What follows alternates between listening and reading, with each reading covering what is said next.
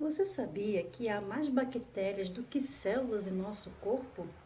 Calcula-se que para pessoas de tamanho médio existem cerca de 100 trilhões de bactérias. Por mais que a estimativa seja que para cada célula do nosso corpo existam 10 bactérias, elas não chegam a compor 2% da nossa massa. Exatamente pelo fato de que as células, dessas bactérias serem muito menores do que as nossas. Há bactérias que habitam normalmente o nosso corpo, que faz parte da nossa microbiota normal. Ela ajuda a gente, em vários aspectos. Auxilia na absorção de nutrientes através do intestino, impede a colonização de bactérias que causam doenças e até mesmo produzem vitaminas para o nosso organismo. Bactérias são células procariontes. E esse é o assunto da nossa videoaula de hoje, a diferença e a semelhança entre células procariontes e eucariontes. Então vem estudar com a Mi.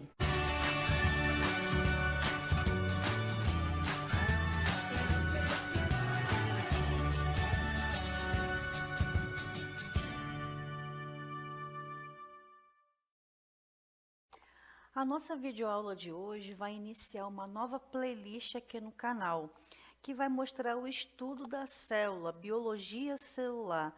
E vamos começar com a diferença e a semelhança entre as células procariontes e células eucariontes. Na classificação dos seres vivos, nós temos aí a árvore filogenética dividida em 3 domínios. Temos o domínio da bactéria, o domínio das árqueas e o domínio dos eucariotas. Os eucariontes ou eucariota tem aqui como representante os protozoários, que fazem parte aí, do reino protista, as plantas que fazem parte aí do reino plantê, os fungos que fazem parte do reino fungi e os animais que fazem parte do reino animalia. Então, todos esses reinos estão dentro do domínio eucária e todos esses representantes possuem células eucariontes. A palavra eu, na biologia, o prefixo eu, significa verdadeiro, e cário vem de carioteca. Então, são aquelas células que possuem uma carioteca, que reveste o núcleo, por isso, células que possuem núcleo. Já as bactérias e as árqueas são aquelas células que não possuem núcleo. Então, esses indivíduos que fazem parte aqui, que são as bactérias, as cianobactérias e as arqueobactérias, são seres procariontes. De acordo com a teoria celular, a célula é a unidade morfológica e funcional de todos os seres vivos. Então, são nas células onde vão acontecer a maioria das reações químicas e do metabolismo que faz o organismo sobreviver. Então, por isso que a célula, ela, mesmo sendo tão pequenininha, ela é muito importante para todos os seres vivos, com exceção dos vírus, que não possuem células, são seres acelulares. Todas as células vão ter membrana plasmática, citoplasma e material genético, que pode ser DNA ou RNA, ou os dois, O material genético tanto faz ser DNA como RNA. Então, todas as células vão ter essas 3 estruturas.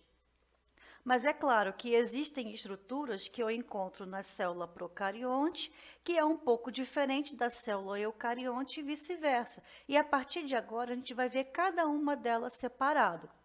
Começando pela célula procarionte. Então, como eu já falei, é uma célula que não possui núcleo. Então, ela tem aqui, aqui é uma fotografia, um desenho de uma bactéria que é um representante aí dos procariontes. Então, você encontra aqui uma parede celular, tem aqui, logo aqui do lado de fora, tem a cápsula com os pelos, o pile. Tem aqui a parede celular, que das bactérias é feita de peptídeo glicano. Tem a membrana celular ou membrana plasmática, que está aqui logo na parte mais interna. Aqui você vê, em azulzinho, o citoplasma e você não vê o núcleo. O material genético dessa célula fica aqui, de forma, separada aqui, numa região chamada nucleoide, Tem esse nome nucleoide, mas não é um núcleo. Ele fica ali no emaranhado, numa região do citoplasma chamada nucleoide. O DNA da bactéria tem um formato circular. Não é igual o das células eucariontes, né, que tem ali uma ponta solta, né, como a gente viu lá na aula de DNA, né, que o DNA é uma dupla fita, porém aqui ele tem uma ponta solta. No caso das bactérias, o seu DNA, ele é no formato circular, então você vê que não tem uma ponta solta, né, é algo assim contínuo, né, unidos ali, formando um círculo. E a célula possui um único cromossomo, que ele também é em formato circular. E fica aqui nessa região central do citoplasma, chamada de nucleoide. A bactéria também possui um plasmídio. O plasmídio é um pedaço do material genético, também em formato circular, que fica destacado, separado do restante do material genético. Quando a bactéria, né, ela faz ali uma reprodução sexuada do tipo conjugação, ela vai fazer ali a troca de material genético e o que ela vai doar, né, é justamente aqui o plasmídio. Ela também possui ali uma organela não membranosa, que é o ribossomo. Qual é a função do ribossomo? Produzir proteína, né? Então, a função do ribossomo é a síntese proteica. E as bactérias possuem, as células procariontes possuem ali um ribossomo. Então, elas não têm organelas membranosas, como uma mitocôndria, como um retículo endoplasmático, como um complexo de Golgi. Não, essas organelas, as células procariontes não possuem. A gente só encontra esse tipo de organela numa célula eucarionte. A única coisa que a gente pode ter aqui que chamamos de organela, só que não é membranosa, são os ribossomos que fazem ali, né, a síntese proteica. Elas também possuem ali flagelo, os cílios. Esses cílios aqui fornecem aderência ao local onde a bactéria vai estar, vai parasitar e assim por diante. Então, essa aqui é uma célula bem simples, né, com ausência de núcleo, que faz aí, né, justamente a composição de uma célula procarionte.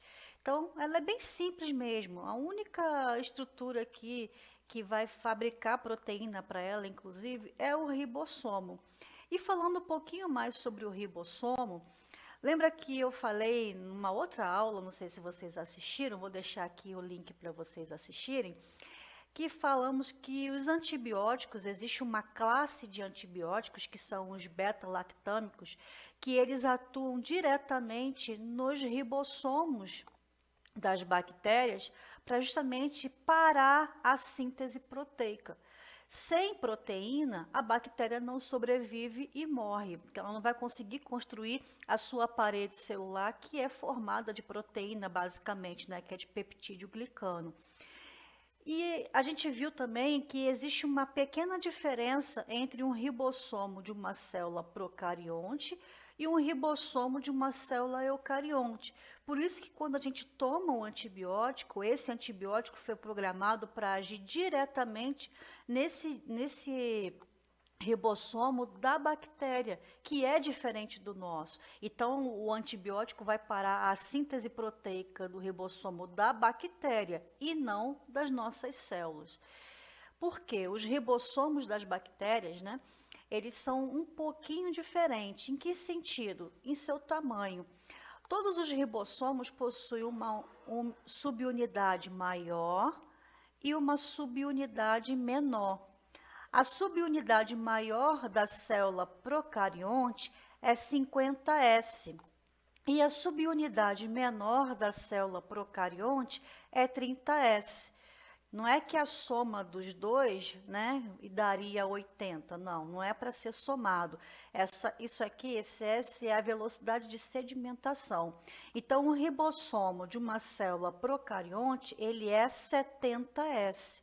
Já numa célula eucarionte, O ribossomo ele é 80S, onde a sua subunidade maior tem 60S e a sua subunidade menor tem 40S. Então tem ali uma pequena diferença com que faz, né, com que os antibióticos eles ajam justamente nessa diferença aí. Então eles vão agir justamente nesse ribossomo específico de 70S de uma célula procarionte, com isso inibindo a síntese proteica e matando, destruindo então a bactéria. As outras representações daí de células, né, procariontes, nós temos também as cianobactérias e também temos as arqueobactérias. As cianobactérias, elas possuem membranas internas, que são essas aqui, ó, membranas fotossintetizantes, onde vamos ter ali justamente a capacidade de fazer a fotossíntese, já que as cianobactérias fazem fotossíntese. Então, essas células, né, das cianobactérias têm uma pequena diferençazinha em relação à bactéria normal, que não tem ali, né, espaços membranosos dentro, né, ali no citoplasma. Já as cianobactérias têm essas membranas internas aqui que vão servir para fazer a fotossíntese. E aqui eu tenho uma foto de uma cianobactéria vista em microscópio. Nas bactérias também nós vemos ali a presença dos flagelos. Os flagelos também das células procariontes são feitos, né, têm origem diferente dos flagelos das células eucariontes. O flagelo de uma célula procarionte, ele é formado por uma proteína chamada flagelina. Aqui você vê na foto, né, os flagelos ali da bactéria. E as bactérias também possuem os pelos, ou também chamados de pile ou fímbrias, que vão auxiliar na sua aderência e também a fazer a sua reprodução do tipo, né, sexuada, onde existe ali um pile sexual que faz uma ponte de uma bactéria para outra, onde elas vão fazer ali, né, a troca do plasmídio, que é um pedacinho ali do seu DNA. Qual foi a origem, então, de uma célula eucarionte? Cientistas, né, estudando, mostraram que uma célula procarionte ancestral, depois de diversos né, anos se passando, aconteceram ali invaginações da membrana plasmática, onde foi, né, se tornando ou dando origem às organelas presentes na célula eucarionte, como, por exemplo, né, o retículo endoplasmático liso e o rugoso, o próprio envoltório nuclear, que é a carioteca que forma ali o núcleo numa célula eucarionte, também a presença ali do complexo de Golgi, dos lisossomos, né, e também da mitocôndria, do cloroplasto, e assim por diante. Então, através dessas invaginações da membrana plasmática, foram surgindo essas outras, né, organelas presentes apenas em células eucariontes. Então, qual é a semelhança entre uma célula eucarionte e uma célula procarionte? Ambas essas células possuem membrana plasmática, possuem citoplasma e também possuem material genético, DNA e RNA. E possui ali uma organela não membranosa, que é o ribossomo, que é aquele que vai fazer justamente a fabricação de uma proteína ou de várias proteínas. A partir dali, né, uma célula procarionte se diferencia de uma célula eucarionte justamente com a presença agora dessas invaginações da membrana plasmática que deram origem a essas outras organelas membranosas, como a gente falou, né? Retículo endoplasmático, a mitocôndria, o cloroplasto, o complexo de Golgi, lisossomo, peroxissomo e assim, várias outras organelas.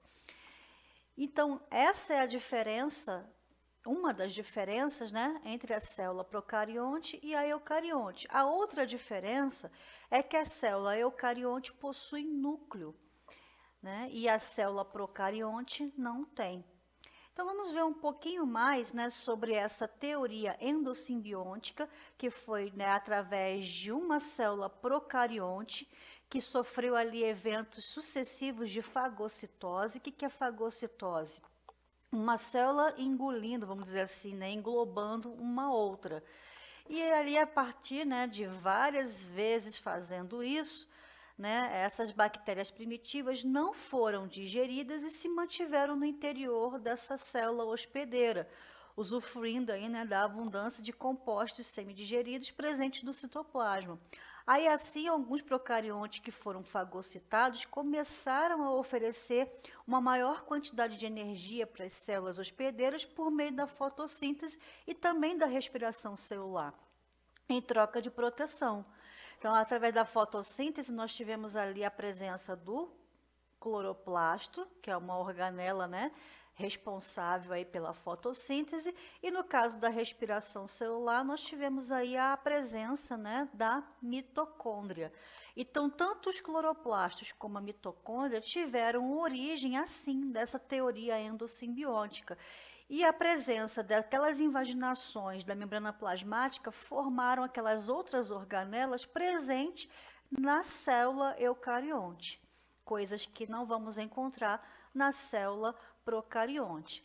Então, quais são, né, as organelas aí vistas nessa fotografia que temos aí na célula eucarionte?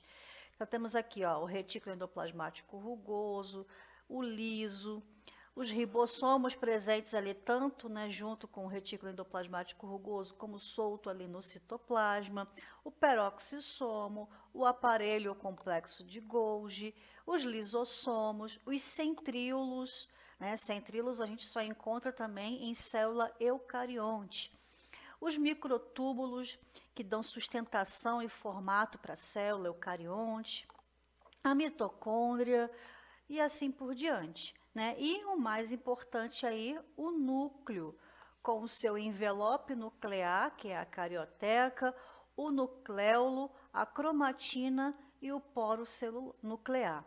Então, esse aqui é o núcleo presente em células apenas eucarionte. O flagelo de uma célula eucarionte, ele é formado por um outro tipo de proteína, que nesse caso aqui vai ser a tubulina. Então, o flagelo, tanto de uma célula procarionte como de uma célula eucarionte, tem a mesma função, só que eles tiveram origem, né, de proteínas diferentes. Por isso que eles não são homólogos, eles são análogos, mas não são homólogos, porque tem ali, né, origens diferentes. Uma célula procarionte não possui citoesqueleto, diferentemente de uma célula eucarionte, que possui o citoesqueleto, que vai fazer o quê? A sustentação dessa célula e também dá o formato para essa célula. Então, o citoesqueleto, nós temos ali os microtúbulos, feito de tubulina, os filamentos intermediários e os microfilamentos de actina. Depois vamos ter uma aula específica falando sobre essas organelas presentes nas células eucariontes. Então, esse é assunto para uma próxima videoaula. Então, aqui é só para vocês verem, né, em aspecto geral, a diferença, então, entre essas células. Então, chegamos aí na hora de fazer o nosso exercício. Separei aqui uma questãozinha, né, da Universidade Federal de Juiz de Fora, ali o PISM-1, de 2021. Então, vamos lá. Todos os seres vivos são formados por células, com exceção, né, dos vírus. Apesar da enorme diversidade de tipos celulares existentes, pode-se estabelecer um primeiro nível de classificação, que são células procariontes e células eucariontes. Sobre seus aspectos morfofuncionais e ou evolutivos, assinale a alternativa correta. Então, vamos lá. Organismos multicelulares são compostos tanto por células eucarióticas como procarióticas. Organismos multicelulares são aqueles que possuem mais de uma célula, tá? Então, tem várias células ali compondo, né, o organismo. Os seres procariontes, as bactérias, as arcobactérias e as cianobactérias são unicelulares, só tem uma célula. Mas existem seres eucariontes que também possuem uma única célula. Tem os protozoários, alguns fungos como a levedura.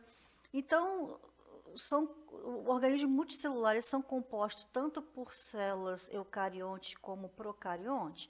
Não, se eles são multicelulares, têm várias células, mas eles vão ter várias células eucariontes. Procariontes são seres, né, que vão ter apenas uma única célula, ou seja, unicelular e não multicelular. Então, essa letra A aqui está errada. Os ribossomos encontram-se em células procariontes e eucariontes? Sim, né? Ribossomos a gente encontra tanto em uma quanto em outra. Podendo estar associados, nos dois casos, a um sistema membranoso conhecido como retículo endoplasmático? Não, retículo endoplasmático nós só encontramos em células eucariontes. Células procariontes não têm retículo endoplasmático. Então, o ribossomo ali aderido ao retículo endoplasmático, fazendo ali o retículo endoplasmático rugoso, a gente só encontra em célula eucarionte. Então, a letra B também está errada. As mitocôndrias são encontradas apenas em células eucarióticas? Sim. Há evidências de que sua origem evolutiva tenha ocorrido a partir de organismos procariontes fotossintetizantes? Então, aqui tem um pequeno detalhe, né? Você vê que até um certo ponto a frase está correta, e depois ela tem um erro. E se você não ler com calma, né, e não prestar atenção, você pode passar despercebido. Organismos procariontes fotossintetizantes vão ter ali, no caso, uma organela específica, né? No caso, para fazer fotossíntese, seria o cloroplasto e não a mitocôndria. E seres procariontes não têm nem mitocôndria e nem cloroplasto. Os procariontes eles vão ter ali, né, estruturas envoltórios membranosos que vão ter ali pigmentos que vão fazer fotossíntese, como no caso da cianobactéria. Mas mitocôndria não faz fotossíntese e seres procariontes não têm nem mitocôndria e nem cloroplasto. Então, essa letra C aqui também está errada. A membrana plasmática pode estar presente tanto em células eucariontes como procariontes? Sim, mas em bactérias pode ser substituída pela parede celular? Não, são coisas diferentes. Uma bactéria tem tanto parede celular, que é feita, né, de peptídeo glicano, como também tem a membrana plasmática. E a parede celular é um envoltório que fica por fora, né, envolvendo a membrana plasmática. E uma tem uma função, a outra tem a outra função. São coisas diferentes, então uma não substitui a outra. Então, aqui está falando que a membrana plasmática substitui a parede celular? Não, não substitui. Então, também está errada. Então, só pode ser a letra E. Uma diferença entre os dois tipos celulares está na disposição do seu material genético, disperso numa matriz citoplasmática em células procariontes, certinho, e organizado em um núcleo em células eucarióticas, certinho também. Então, a resposta correta aqui vai ser a letra E. Então, espero que vocês tenham gostado desse vídeo. Deixe sua curtida, inscreva no canal se você não é inscrito. Muito obrigada por estar comigo até agora. Um grande abraço. Tchau, tchau.